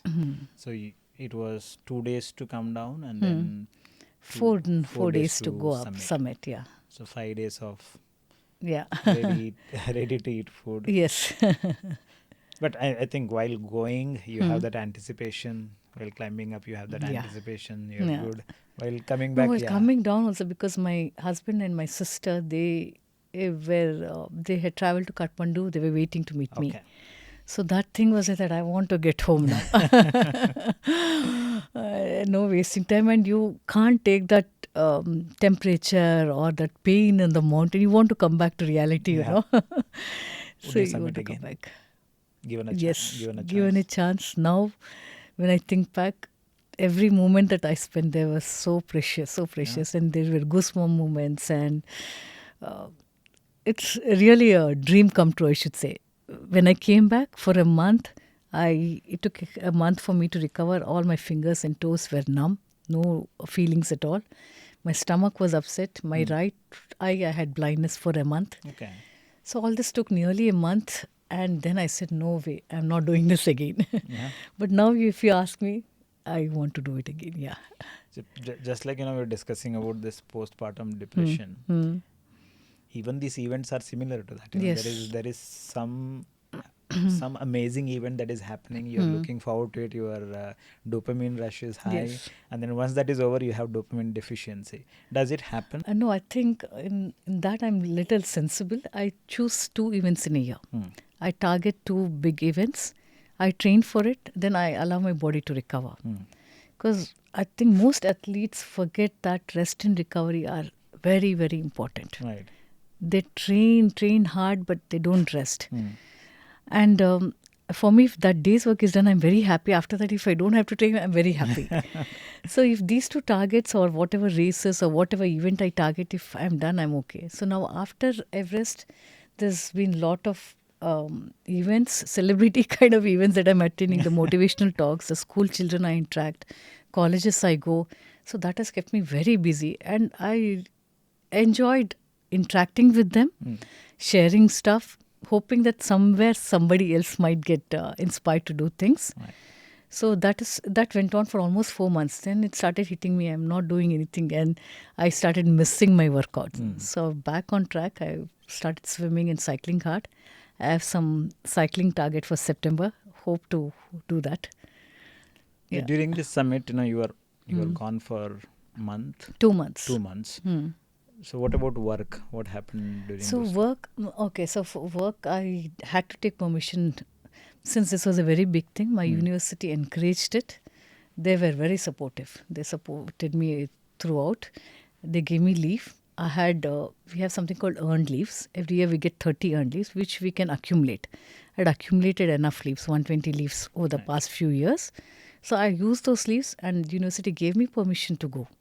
And they were the first to, our own Pontiff Swamiji himself with all the university people were there to honor me when I came back. Felicitate you, yeah. And I've seen Swamiji was so good that we have hundreds of Jesus institutions. In Mysore itself, he told every Jesus school, college to call me and interact with the students. So more than 30, 40 schools and colleges I've visited and interacted. So that way they've been extremely supportive. Nice. Yeah. In fact, you became a role model after this. People started knowing more about you. Yeah. So if you were to give advice to someone who wants to summit something like Mount Everest, what is your advice? Okay, so if you have never been a sports person, you need to really start getting yourself fit first.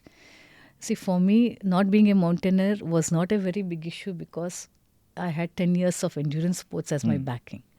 So all I needed to do was train with the technicalities of mountain climbing. But I had the fitness levels. So if you have to climb something like Mount Everest, first thing is it is possible. Anybody can achieve it. But it took me 3 years. For you, it might take 5 years or 10 years. But you need to work upon your body, listening to your body. As and when you can go with increments, work on your fitness levels, work on what is necessary to do to climb mountains. Do smaller peaks first, see how your body takes it. Then aim to do bigger ones.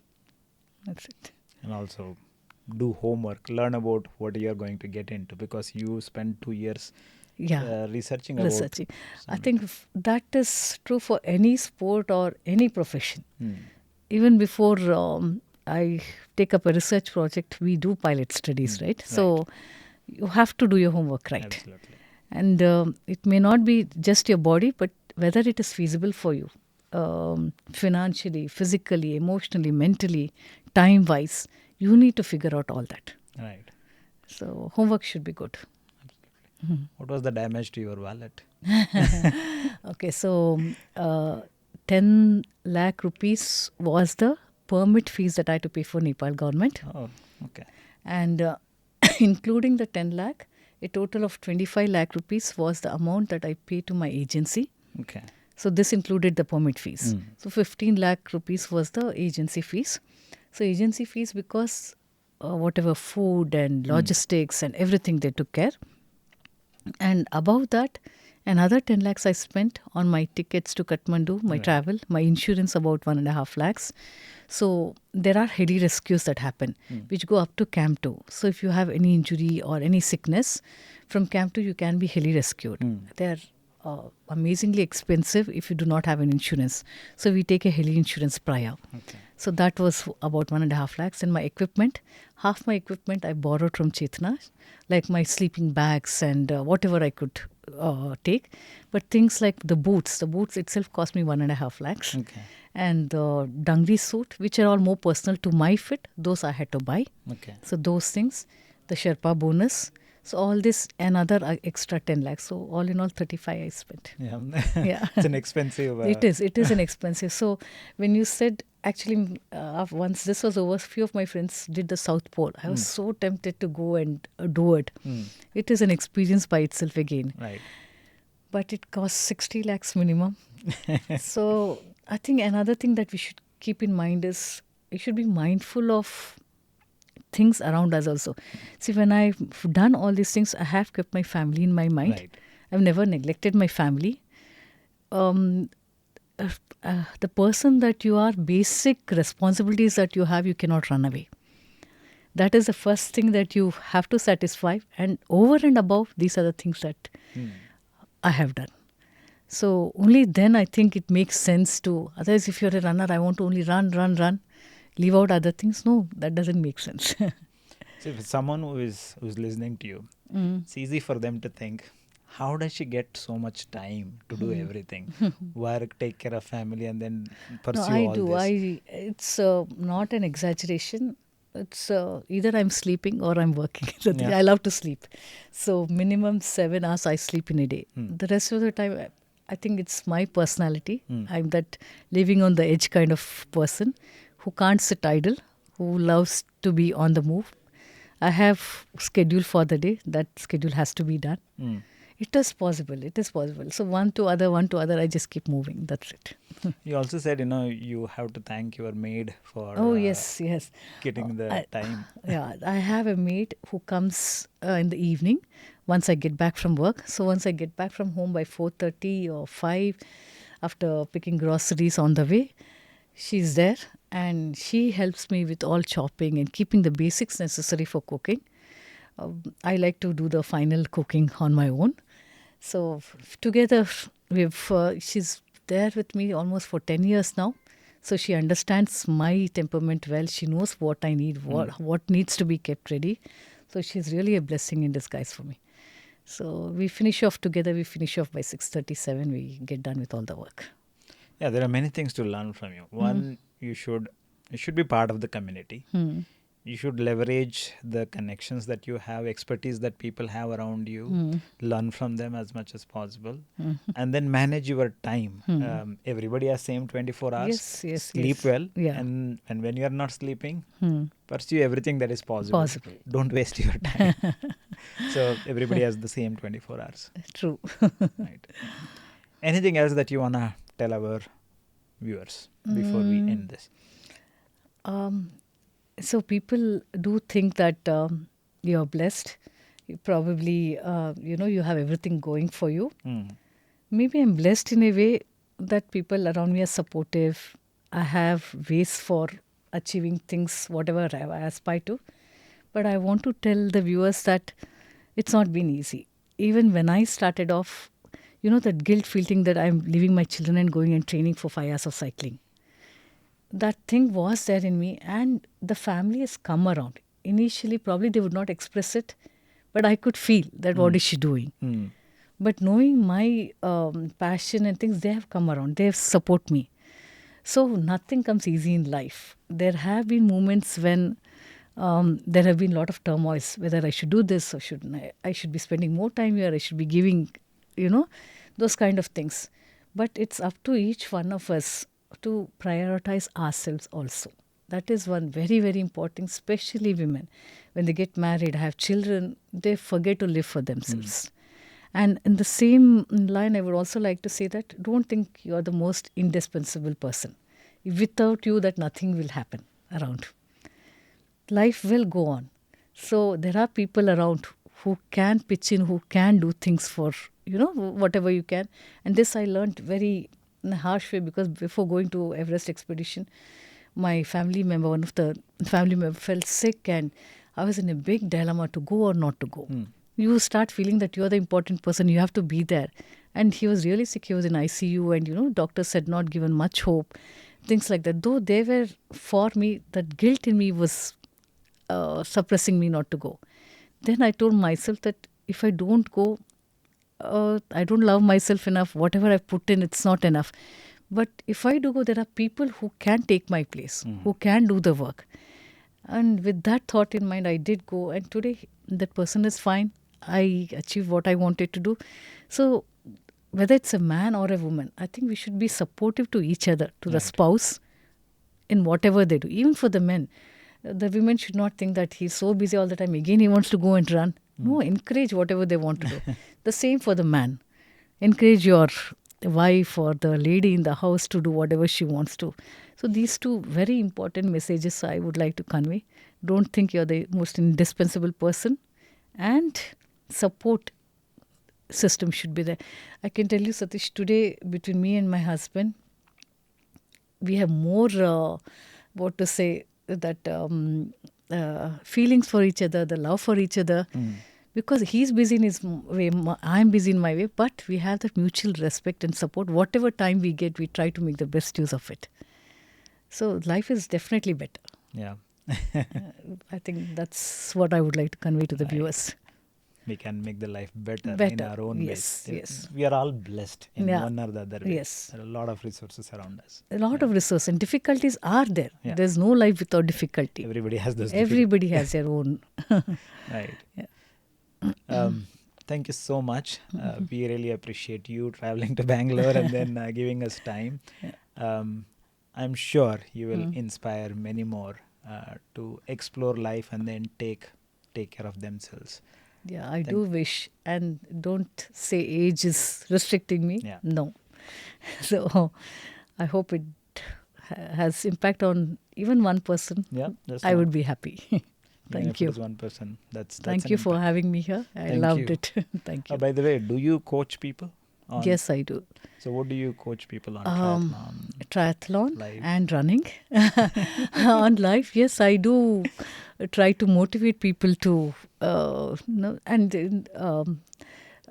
through my experiences, whatever I can share, my own friends, I can see them getting stuck in the rut of life, So I encourage them to come out of it and make something for themselves and live for themselves.